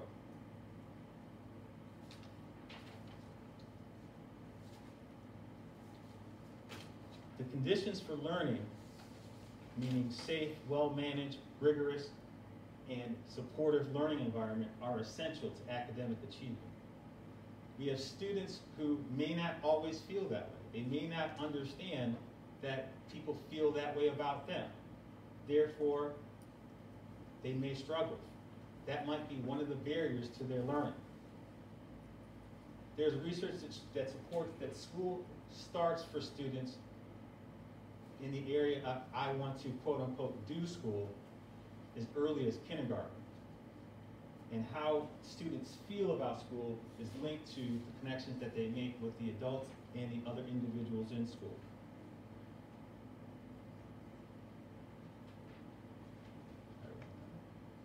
So what are we going to do? Go to the next slide. So how? So we are going to be using Castle's theory of action to start to build the foundation of our expanded social emotional learning program. A few years ago, Governor DeWine provided schools with wellness dollars. We used those dollars to expand our social emotional learning team.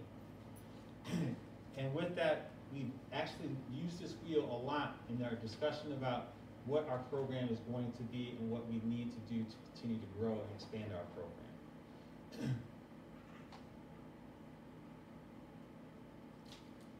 So here's our expanded staff. We hired school social workers.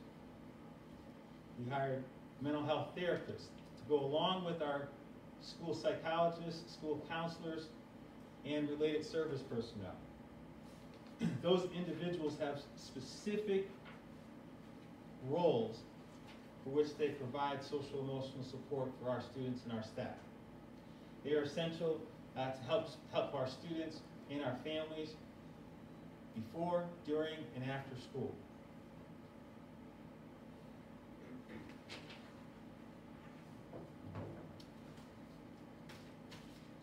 This slide kind of illustrates a little bit of the role in which the students will be receiving these social emotional learning support services. Based on our scope of practice, our licensure, and our job descriptions, the social emotional learning team fits in a tiered level system where pretty much all of our SEL team really has a strong focus in Tier 1, supporting the needs of all students, where Tier 2 is more targeted assistance, and Tier 3 is more individualized supportive services for our students and families. So one of the things that we have learned over the last couple of years is that we need a structured way to identify how students and when students and the students that need help. So we have some plans that you'll hear about a little bit later on, talking about what we're going to do to identify those individuals. This year we've done some focus with our staff on trying to build their capacity of understanding social emotional learning.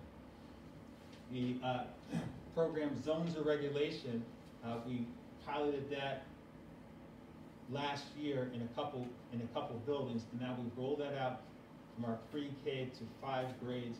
And what it is it is a structured way of helping individual students learn about their feelings and associate how those feelings affect those around them, as well as understanding how they can actually replace negative feelings and connect those to what they're supposed to be doing appropriately.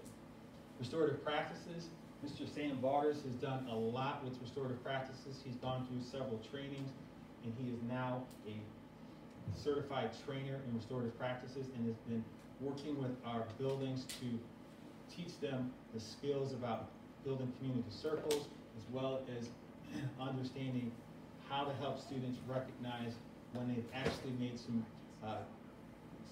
missteps, how they can restore themselves back into the regular community. You heard Ms. Willis talk about the Universal Design for Learning and how that intersects with social emotional learning. And so there's been some training and continued ongoing with UDL over the last couple of years and will continue this year. If you guys remember, a few years ago we adopted the acronym ROAR for our Positive Behavior Intervention Supports. Mr. Vargas does a lot leading that district level and building level teams. Each one of them is there in the building to help with designing those particular supportive services. Over the summer, we adopted a social emotional curriculum called 7 Mindsets. 7 Mindsets is a curriculum that really is, it's not just about doing SEL, it is about helping students and individuals look at how they're thinking. So it actually does cover 7 areas, and in those 7 areas, there's productive strategies, resources, and techniques that can be taught. Our SEL team will be teaching those to targeted individual groups this year. Our entire Bedford staff will be getting 7 Mindsets training at our next PD session in October, along with the Universal Social Emotional Screener. We'll use that Universal Social Emotional Screener to outline the needs of the students in a tiered fashion. One of the things that we've learned from the social emotional screener, it requires you to know the students well enough. So it actually requires you to know the students about 30 days. So just as we're having the training, our staff would have known their students at least 30 days, and they'll get the training. We'll start the social emotional screener. We'll use the 7 mindsets as our tool to start intervening at the tiered strategies. And the board has adopted for a number of years the non-physical crisis intervention plan called CPI. And so those individuals who have gone through that training over the last couple of years go through the concepts of understanding themselves in space and how there's a connected relationship between what they do and what the students do, and how to then also de-escalate situations both verbally and physically. Our SEL support.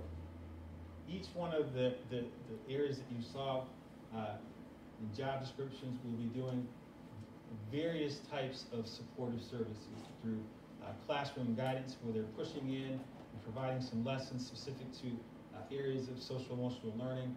We'll be doing small groups or individual support for students and their families.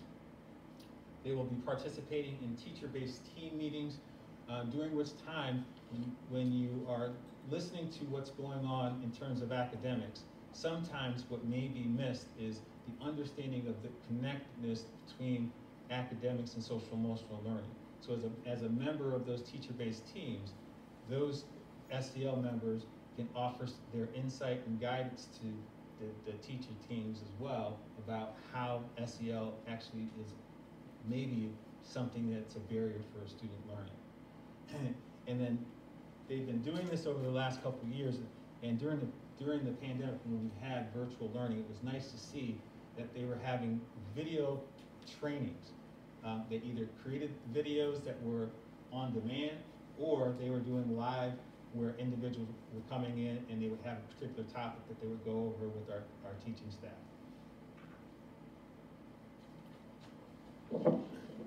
So as you heard earlier, the universal screener will be something that we will be doing starting in October.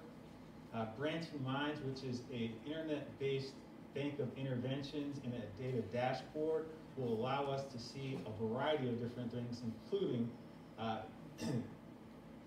where students are in their social emotional learning, because it provides us with an opportunity at an impact survey that can be sent out to teachers if we have concerns about where a student may be in their social emotional learning. Each one of the students' teachers can get that survey, and then all the teachers can see the results of that survey and use the information from that survey as a direction of how to help support that particular student. Again, 7 mindsets, which will be starting in a larger pilot in October. Why Try is a Tier 3 and Tier 2 social emotional program that actually helps individuals focus on their why and help them with replacement behaviors. The zones of regulation and restorative circles we've already talked about. So there's some evidence, and I found this in Castle, that really is compelling when it talks about the benefits of SEL. And I found this, and I actually put it in my tracks article, but I really wanted you guys to see this here, that there's evidence to support that kindergartners who were strong in SEL competence were more likely to graduate from high school, complete a college degree, and obtain stable employment in young adulthood. That study obviously was over at least 12 to 15 years. What they also saw is that those that they also were less likely to live in public housing, receive public assistance, be involved with the police, or find themselves in any type of detention situation. Now, there's also compelling evidence to show that there is a positive impact on teachers as well. So teachers with high levels of social confidence are better able to protect themselves from burnout. As you all know, that's one of the chief reasons why instruction doesn't go as well as it should. Teachers are tired. Teachers are feeling unsupported. Teachers are feeling ill-equipped. So strong development of SEL amongst our staff is important as well. And finally, here's that wish list for success. So in the audience is one of our SEL members, Faith Gordon. You guys have met Ms. Gordon. She was the Social Worker of the Year for 2020. So she loves when I point that out, but that was very, very high honor. So as a school social worker, that is tough to do. There are a lot of social workers and a lot of school social workers, but being recognized by the state of Ohio as a social worker of the year is a very high honor. And so as we sat in this room one day, I stepped out to get copies of things that we were working on, and I came back to a spirited discussion that Ms. Gordon was having about this list. And so I felt the need to make sure that this list got to you all, because what we really talked about is essentially when we say we're doing social emotional learning, it's important that we understand what that actually looks like. Social emotional learning isn't just something that we do in the emergency. We need productive, proactive, preventative strategies. We need to be thinking that SEL isn't something that comes in after the fact. As we look at what you've heard from Ms. Willis in terms of the academics, UDL, Universal Design for Learning, science of reading and math, all those strategies require us to have a good understanding of our children. Ms. Everhart said, having the relationships. So essentially what we're looking for is to make sure that SEL is a part of the fabric of the building by embedding it as part of the schedule. It's not something that we, just wait and we're firefighters, and when it gets bad, then we come in, swoop in, fix the kids, dust them off, take them back to class. Our SEL team will be a part of the building. They'll be part of the classroom. They'll be a part of what's happening on a day-to-day basis in the academics, and connect that to what should be happening for academic success. We need to make sure that we have good professional development for our SEL team, and they're not the only ones providing professional development. So we've been researching professional development opportunities that are connected directly to social emotional learning, but specific to the job that the individuals who are here to do work in SEL are able to do. They would love to have clinical supervision. So when you are a social worker or mental health therapist in the outside world, there's typical supervision that goes along with it beyond your direct supervisor. We already are working on a research-based, evidence-based social emotional learning curriculum, and we need to focus and target specific SEL funding and make sure that we have a department budget. So we are using some title funds to promote activities and parent engagement and things that we're doing to help with our small group individual counseling. And then we need to make sure that we have confidential areas for them to be able to do their job. One of the things that we find is that in our buildings now, we have space issues. And sometimes it's difficult for them to have those confidential conversations in order to best dig into some of the things that are barriers to our kids' academic success. And this is where you all come in. So embedding policies that really reflect the board's and the district mission and vision about where social emotional learning should be from your viewpoint. And there's a specific board policy 2411 that we'd like for you to take a look at. So that being said, I'm going to thank everybody for your time. Hopefully I didn't go too far over my time. I have a question, and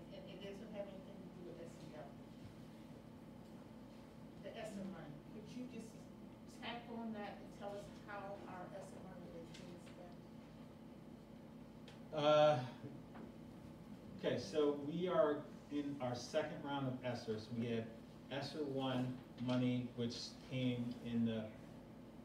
really came to us in the tail end of the spring, beginning of the summer of last year.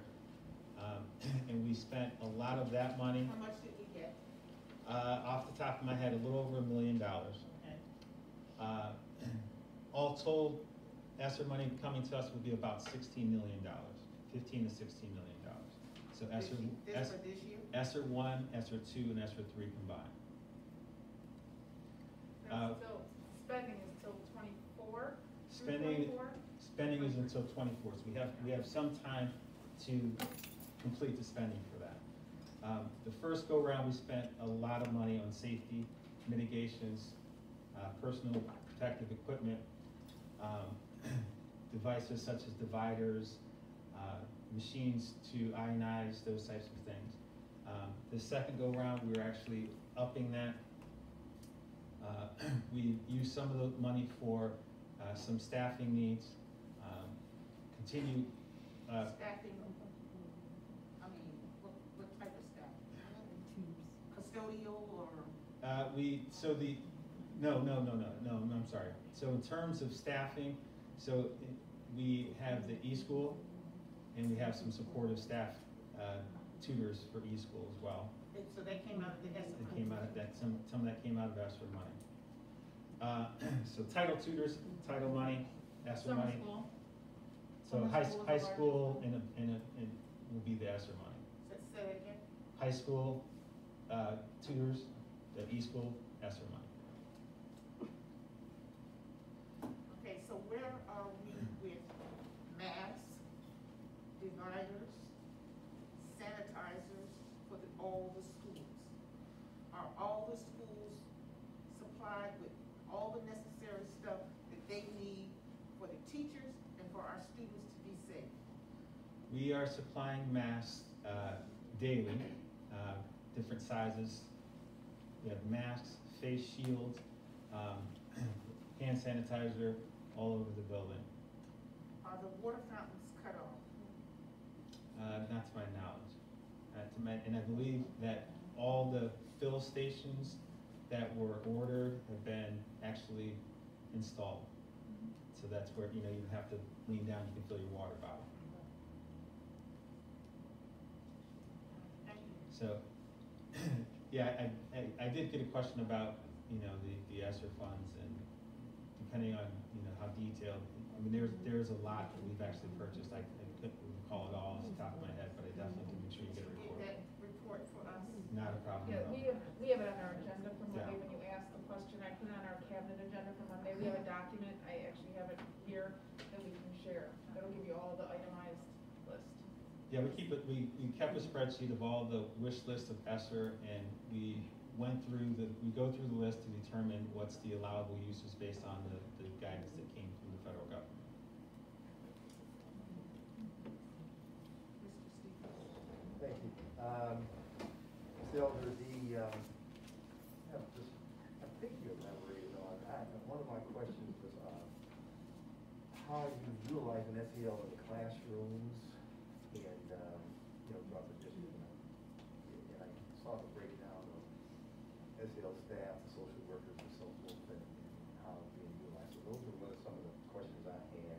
That was one of them. And also, do you have data to assess the programs, the effectiveness of the program, of how it's being utilized? So the social emotional program, the 7 Mindsets, does have some data that we'll be able to get from it, because it's an internet-based program. So it allows us to see the number of users, what information we get from those users. So that comes embedded in the program. We also have, with 7 Mindsets, we also have a coach who will help us with the integration.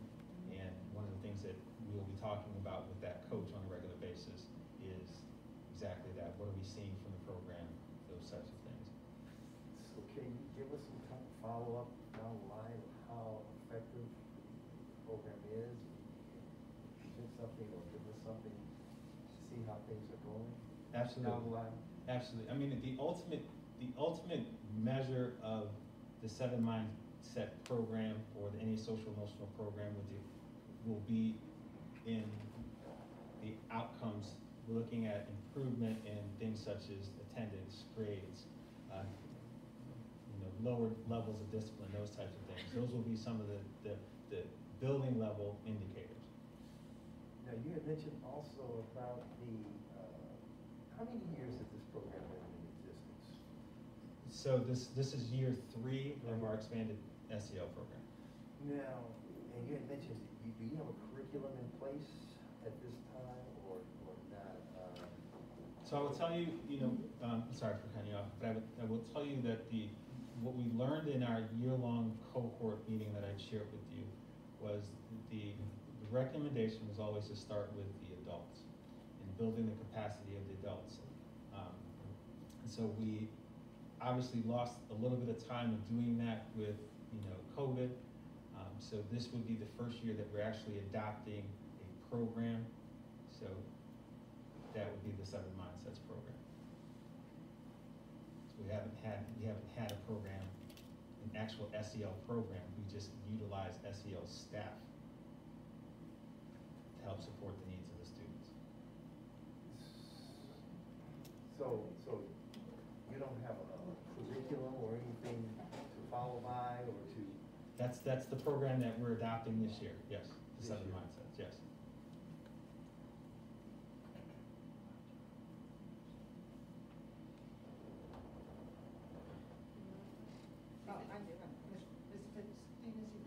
I'm sorry, yes. No, yes.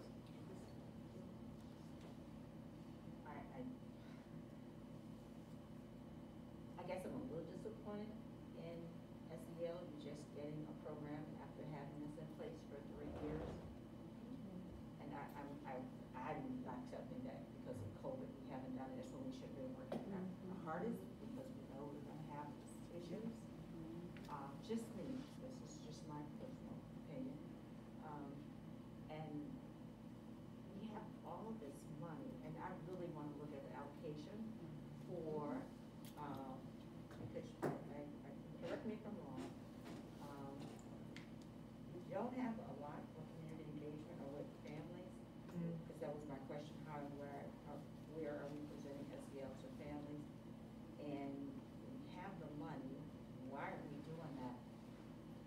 I always have an issue when we're not working hand in hand with the people that can support anything that we're doing for our children. And our biggest supporters should be our families and working with the school. But if we don't have anything in place or we're not doing anything to engage or promote this family and community engagement, it's kind of bothersome to me. So why are we using the ESSER funds for that? So I'm going to look closely at how much money is allocated for community and family engagement. SEL is very, very serious. Our children are very, very serious, and they have some very serious issues that are coming up academically and just behavior things that are going on. And we've had this program for 3 years, and we don't have anything right now in place that's going on for our families to help us support us. You can't do it by yourself. You're not going to be able to. We're not. I don't care who you bring in. We got to get the support of our families. It's really bothersome to me that for 3 years and we're just adopting a program. I would agree with you, and I would say, so let me say this, and maybe I'm misspeaking a little bit in terms of, with the expansion. We have had SEL curriculum that we've used in the past. We used a program called PASS, which is a program that positive action and thinking program. So we used that in the past. We actually had our SEL prior to the expansion doing that program during classroom guidance. We also had a program called Why Try, which I had in part of the slides. That's the Tier 2 and Tier 3 program. So we utilized PASS and Why Try for a number of years. Now we're adopting a program that really is trying to focus from pre-K to 12. So PASS had some connected programs, but it really didn't go all the way to 12th grade. So we really did some research. We used some of the same tools that we used to adopt the curriculum, and we settled on 7 mindsets as an opportunity for us to try to expand that for this year. So we have had programs in the past. I apologize if I misspoke there. Now, in terms of parent engagement, part of the federal dollars being title serve school, we have to have parent engagement. We've had parent engagement opportunities where we've done resource nights. We have the community resource room that we have now for going on to the second year and a half at the high school for families who have needs, where our SEL members have been very instrumental in making sure that that resource room is being utilized and providing support to the families in the district, and some people who are helping support that by coming to donate time and resources to that room. Are they part of any kind of training that you have for the teachers? I'm sorry? Are they a part of any of the training you may have for the teachers and staff and everybody that's involved in this? Are they part of any of that? Are the teachers? No, the families. Or Do we have something for, I guess I want to know what you're doing to involve the families. That's just my question. Talk about your Beach Book program. So we've had we have a relationship with Beachbrook, and we did what's called a Parent Connect program. I talked about that at some point in time at a later board meeting. We had essentially it was a coaching opportunity for parents of teens that we hosted here in partnership with Beachbrook. So one time? Is that was ongoing, or was it just a one-time event? I'm looking for more ongoing stuff. I'm just asking. That's why I'm asking. I don't know. I really don't know. That's why I'm not questioning you. I'm just asking. No, fair enough. Fair enough. No, it was. We did it more than one time. Yes. It was ongoing. It started. How many weeks was the program? 15? A 10-week program. We did 3 sessions, so two sessions each year. We did 3 sessions. We haven't started the program this year just yet.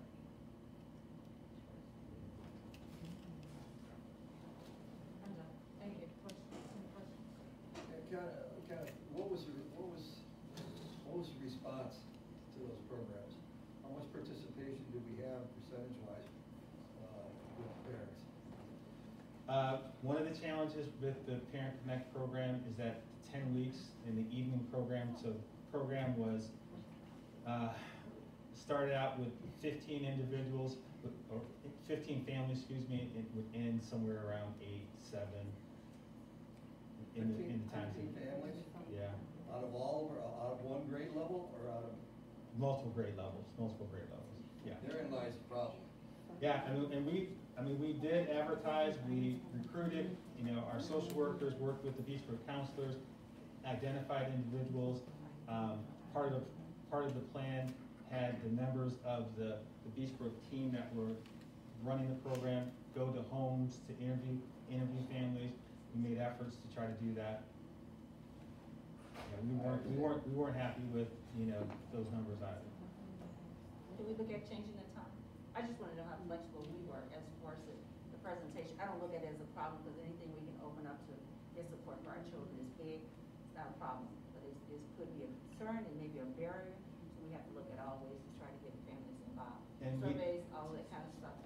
And I thank you for saying that, because that was one of the things that came up. So we surveyed those families, those individuals who came and then fell off towards the end. A lot of it had to do with either they had other family commitments, or it was the same time every night, every week.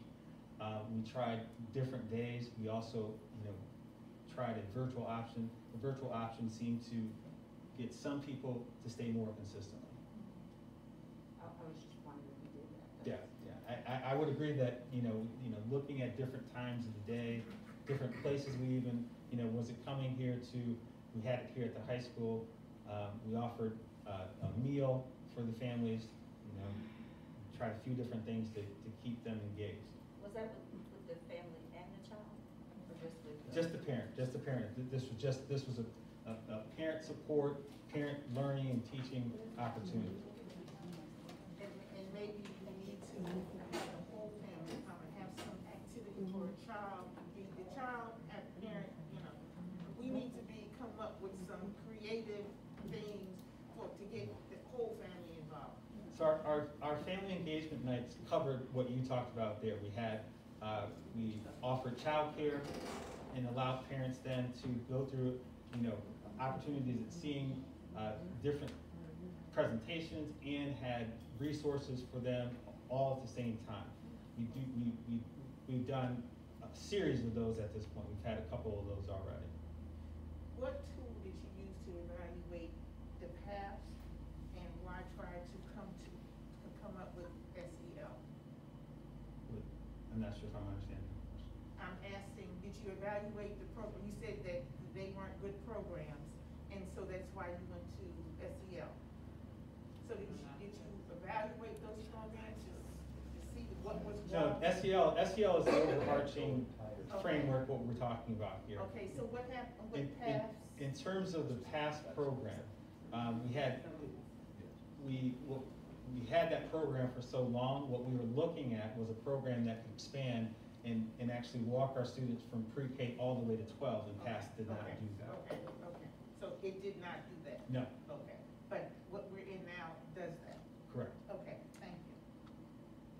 I do want to say, I like the part with the SEL team being part of your TBT, because a lot of times the teachers cannot see everything that's going on, and with them hearing that and hearing some of the concerns the educator may have inside the classroom, and because they are pushing, they can see and help guide the teachers as well. So I guess this whole question would be for Mr. Walters. How much PD do they get, and how, is that ongoing? I did not hear the question. Question. Would you be the person to answer? How much PD are the teachers getting? How much PD are teachers getting in what specific area? Yeah, for, just to look at any of the issues that may be coming up in their classroom and how to handle it, or is it all on the person that's pushing in to help them? So that's a kind of a layered question. So all of our PD for this year is focused already on social emotional learning and universal design for learning in some capacity, one way or another. So they're going to get some portion of the concept that you saw up on the screen there, whether they learn about 7 mindsets, learn about the universal screener, learn about CPI, those types of things. So a lot of that is actually ongoing. The SEL staff, with the areas specific to their job description, will also utilize teacher-based teams, staff meetings, or teachers' planning times to help support the teachers' need, build capacity, and provide some PD during those times too.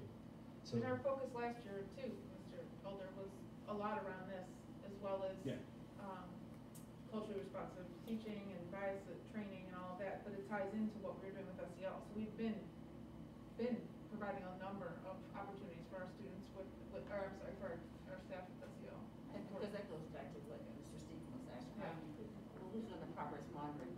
You just don't want to have something in place and say, in the teachers, because we have someone pushing in to do it, well, that's their job, because it's all of our responsibility, and they're going to see it first. The teachers are going to be the first one to see it. and we recognize that, That's why I'm saying, how much training are we doing, and Mr. Stephen asked, the progress monitoring and making sure that these things are happening, because it's going to be so evident now with the year and a half that our children have not had in-person learning, which would nice to have something. Kids come in, or just, there's so many things that are happening, and I'm just wondering how we're handling all that, and do we have the people in place to do it? one of the things that they've heard me say a lot is that, the one and done professional development, it can't be our focus. So if we're gonna have a PD on a particular concept, whether it be 7 mindsets or whatever it is, then now the next strategies will, we need to evaluate those strategies, inspect what we expect, those types of things.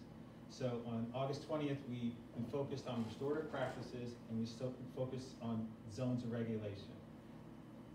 During those trainings, those were interactive trainings. They not only did they didn't sit for 3 hours and just get a PowerPoint talked about the concepts. They got an opportunity to practice. They got an opportunity to practice doing what zones of regulation is supposed to be doing for our K-5 world. They got an opportunity to practice restorative circles and, then talk through what those concepts are. Now, we have teams of individuals working in all grade levels doing exactly that. Let's practice doing restorative circles in the mornings. Let's practice with our students. Let's practice doing it at staff meetings. Mr. Vaughters oftentimes, at the end of our staff meetings, he'll convene a restorative circle. And so we're utilizing it not just with, our students, but we're actually practicing it with our staff members in a variety of different fashions. The zones of regulation offer teachers an opportunity at making at-home things like fidget spinners or things to help students self-regulate. It really was, very interactive. And so then teachers then went home, practiced some of those things, brought that back to their classrooms, and the next day I've got a chance to visit at least one school to see that, they were talking about different things that they're doing with the students, identifying, their feelings from the time that they come in the morning to the time that they leave in the afternoon. So it's kind of an ongoing thing. And so I've charged the SEL staff with, working with the staff members on doing that.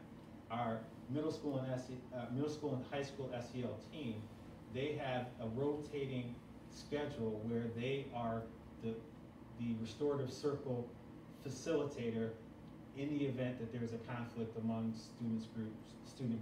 So there's they have times, scheduled days in which they actually will be there to facilitate restorative circles, in the event that there's a conflict. So we're practicing it on a regular basis. Any other questions? Okay, thank you, Mr. Elder, for your. Thank you. Thank you guys for the opportunity. Superintendent recommendations of 3.01 job description. Thank you, Mrs. Patterson. I actually, if you don't mind, I will take 3 and 4 since Dr. Johnson isn't here. So there are 5 items total. 3.01, as you had mentioned, is a job description for the virtual teacher. 3.02 is asking for your approval of the communications specialist position that finally we can get filled. 3.03 is a contract relative to security services. And then 4.01 is personnel, number of positions you see listed there for certified, and 4.02 is personnel classified, which I know we have 2 members we have here this evening that can be introduced.